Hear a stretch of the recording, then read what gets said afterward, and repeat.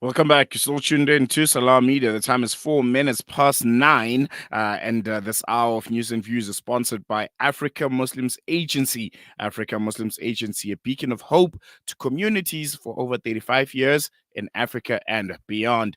Today, we turn our attention to a powerful call for justice.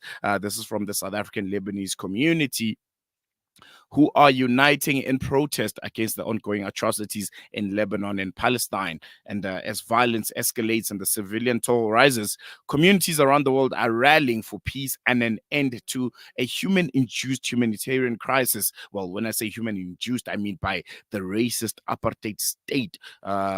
Illegitimate state of Israel. And this humanitarian crisis is impacting thousands and thousands of lives. And here in South Africa, the Lebanese community has organized a movement to amplify the call against what they're calling acts of genocide and to stand in solidarity with those affected in Beirut and Gaza throughout parts of the Middle East and beyond. And joining us to discuss this initiative is Massarah Rejeb. She's an entrepreneur and dedicated member of the Lebanese community here in South Africa, and she'll share the community's perspective on these events and the urgent cause of their protest movement. Massarah, thank you so much for joining us. Welcome to Salam Media. Really appreciate you giving us your time. Thank you very much. Thank you for having me. I think before we get into the protest and some of the events of the day, I just want to talk to you as a Lebanese South African. I'm pretty sure you still have family in Lebanon. You have loved ones, and witnessing all that's been happening in the last few months on television, and I'm sure hearing from them must be really, really devastating. How are you, and how have you been taking it all in? It's honestly quite challenging because every day you open your phone and you don't know what kind of news you're gonna get. So for now, our family have been misplaced from the south of Lebanon. The village have been destroyed, and then a part of them are all over the north of Lebanon. Uh, Also, our home in Dahieh, which is the first place that was targeted in Beirut by Israel, was also destroyed. And yeah, some of our family had to, sleep a few days on the beach until they find housing with family around, family and friends, because we still believe that they're not going to bomb the beach. And we have been witnessing everyday news of people we love, people we cherish, friends, kids that are dying every day, civilians that are not involved at all in any military action. I think there is something that Arabs are known for. It's what is called sabr, which is much more than patience. It's an action of surrender along with patience. And it requires a lot of strength. It's not easy because obviously the first thing that comes in mind when you see horrifying actions like this is violence. But with this, I would say, taking into account the sabr concept, which is patience, but an active kind of patience. It means I don't want to fall into the trap of violence, but I need to do something. I need to breathe in, breathe out, gather my energy, and think what I can do to help these people without, again, going on the negative, dark side. So this is our only way we have been surviving is through patience and organizing the next steps and the actions that we need to take in order for us to be able to help them that side being far away around more than 9,000 or 10,000 kilometers away. And I think you speak of a very, very wonderful concept, sabr. When you speak to them, I'm sure you try and send messages, try to get contact with your loved ones and friends out in Lebanon. what are you sensing, when it comes to their spirit, and how they're feeling, and how, they are trying to tackle and navigate these very, very difficult times, especially seeing the devastation that has happened in Gaza? Is there that looming fear that this could be something similar to what happened in that part of the world? Yeah, so unfortunately, these genocidal methods of Netanyahu are being kind of copy pasted into Lebanon. Just cite a few examples like bombing schools or hospitals. This is very specific to Israel. So yes, there is I would say, an escalation in violence. There is a reproduction of the same model, but when we talk to them, there is this again very inspiring strength. They would take just the day as it is, if they're still checking if they're still alive, if their bodies are still here, checking who is still alive around us, and again telling themselves that as long as the country is still here, it's fine. They will Mm, start thinking wider than just their little person, their little family. They will just think for the country. If the country is still standing, that's what counts. And it's quite mm, inspiring because they go beyond their own little self. mm, Also, in their voices, obviously, you can sense sometimes fear, terror. This is again, the specialty of Israel. To go anywhere they go, they install terror, fear, to again show you this is what happens to you when you resist Israel. But you can see how, with their faith, with their strong beliefs, they go beyond that fear and tell mm, themselves, this is our country. We need to stand for our country, and there is no way these people are gonna ruin our lives.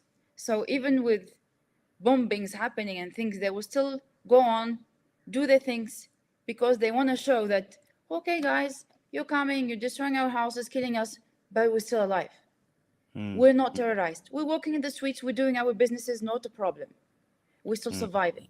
And I think this is very important to show the oppressor that, with or without what you're doing, life is going on and will continue to go on.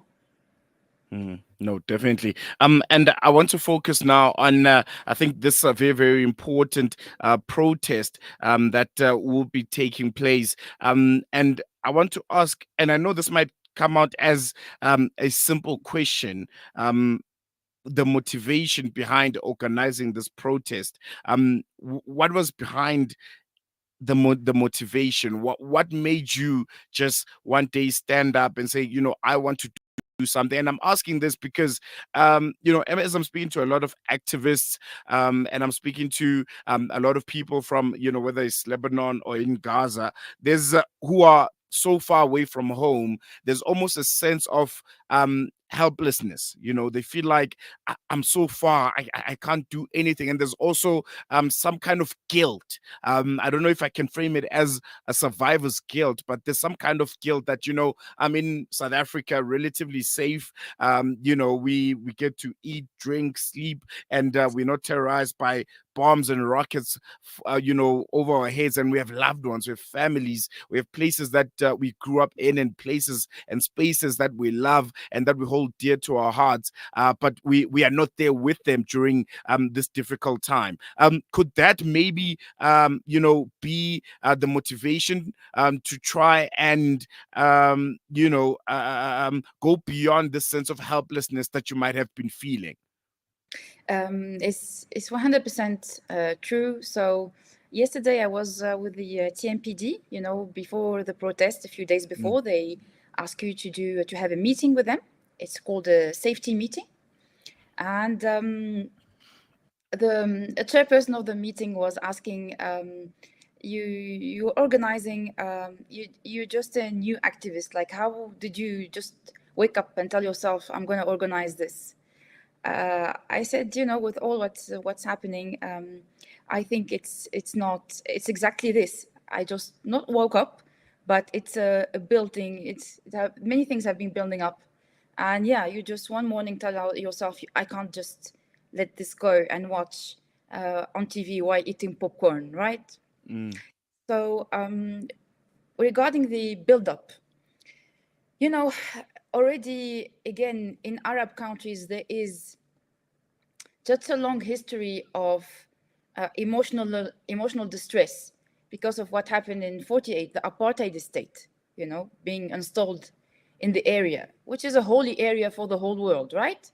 Jerusalem is an area that is for everyone. That Mm. place should be for everyone. And then some people just come and take it for themselves, right? So apartheid since 48. Then civilians killings started properly in 87 when Intifada started. Then, again, you just, as a human, witness other humans being killed because they are fighting for their place, right? Since 2011, Gaza is asphyxiated. It has been now 13 years that they are slowly dying. The resources are limited. They can't get access to this, to that. Everything is controlled by the Israelis. And we are witnessing this and still ongoing. Then since 7th of October last year, then it became a horror movie with barbarian actions happening. We're maybe going to talk about this later, but it has been recognized by the ICG as a genocide. Mm. More than 45,000 people died in 1 year in Gaza, among which 17,000 are children. I don't know how we can, if there's a stronger word than genocide, but Mm. this is an action against humanity. It's not only against Gazawis or Middle Eastern people. This is an action against humanity to, as a human, come and tell yourself, I can kill thousands, it's okay. No, it's not okay. And again, now invading Lebanon because Palestine is not enough. And again, killing in a few days thousands of people. Mm. So Mm. at some point, you tell yourself, listen, watching is not an option anymore. We need to do something. What can we do? Protesting is a right that we have. We have the chance of being able to protest in South Africa. Other countries have been prohibiting protests that are supporting Palestine. Mm. France is the first among them, while France is the country of human rights, this is the country where human rights came from, but there is no freedom of expression. If in South Africa we are allowed to peacefully protest and raise our voice, I think it's then a chance, and we need to use it because this is something that doesn't require much energy. It doesn't require for anyone to come hours and hours of work. It's 2 hours of time, 1 hour, 2 hours of time where you raise your voice. I think it's due. Mm. I'm not sure this is a gift. It's due. No, definitely. And speaking of protest, if you can just give us the details of that protest, when is it taking place, where is it taking place, and Yes. just generally whoever that wants to come, what should they bring with them, and what's going to be the proceedings of the day. Yes, so we're going to start the picket. It's we're going to be picketing in front of the Israeli embassy, starting at 12 p.m. We are going to have a few speakers from the Lebanese, the Palestinian, and the South African communities on the day. So we will. It's going to be more of a humanitarian protest. We ask people to come in dressed in black or white, if possible, obviously, Mm. because black is the color of mourning. I think this is quite a universal color Hmm. for mourning the dead. And white is the color of what we call in Arabic kifin, which is a white fabric in which we wrap the dead. Mm. And a lot of people who have been seeing images from Gaza, from Lebanon, or videos can see the dead bodies being thrown or left because there was no more space to accommodate in repair, and all of them were inside these white in this white fabric called kifin. So white is also the symbol of death in the Middle East. We want people to bring flags to show the support for the territories, the occupied territories. Keffiyeh have been, is that, Middle Eastern scarf, black and white or red and white. It have been used as a symbol for Intifada since '87. I'm sure all of us saw at least once these very powerful photographs of Palestinian kids having their keffiyeh on their shoulders and throwing rocks at the Israeli tanks. So it's a very strong political, humanitarian and political symbol. We also asking people to bring anything that they can show to again have raised the voice of the dead. If these people in Middle East, in Lebanon and Palestine, if they can raise from death and say something, what would they say? We're asking people to bring protests. There is one I would like you to see. I have it on my phone. I'm not quite sure if it's going to show on camera. So it's actually a little girl's will translated in Yes, English. we can see it. Yes, so this is a last will found in under a destroyed house in Palestine, where a little girl who was aged 8 left her last will asking, if you find this, please give some of my toys to my cousins. This cousins should have this toy, and please, I have an allowance, a pocket money allowance per week. If you can share it between this one and that one. How horrifying is this? Heartbreaking. So Heartbreaking. At 8 years old, you're thinking not about what are you going to play outside, or you think about writing your last will. And in fact, she really died. So we are going to bring anything that we can, just again, to show the Israeli embassy, guys, we know what you're doing. And I don't think this is right. No, definitely. I think we're going to leave it on that note, Massarah. Thank you so much for giving us your time. And we'll definitely be sharing those details. And I'm sure some members of our team will be there to cover the protest. But we're going to leave it here for now. Thank you so much. Thank you. Thank you very much. There we go. That was Massarah Rejeb, entrepreneur and also member of the South African Lebanese community. If our technical producer can just put up that poster the last time so that you can screenshot the details of that protest to the embassy. There you have it, the South African Lebanese community's call to join a public protest, and this is happening 12 p.m. In front of the Israeli embassy. This is in Linwood in Pretoria, and it's happening on Saturday the 9th of November. We must not stop talking about Palestine. We must not stop talking about Lebanon, and we must make sure that the Israeli genocidal machine does feel that the rest of the world sees, as Massarah said, sees and knows what they are doing to the innocent people and the innocent children of that part of the world. We're going to take a quick break. When we come back, we shift our focus to Myanmar after this.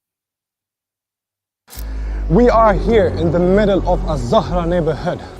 The whole neighborhood is already destroyed. More than 17 towers are down.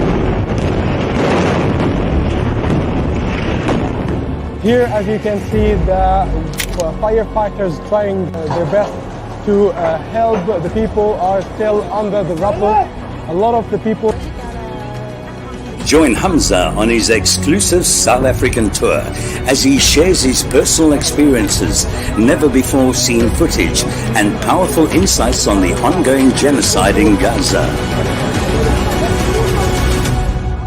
This is more than just a talk. It's an invitation to witness Gaza through the lens of Hamza Sha'alan.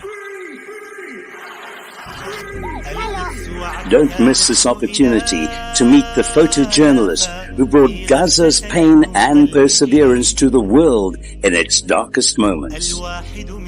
Follow Salam Media on social media pages for more on this tour and be part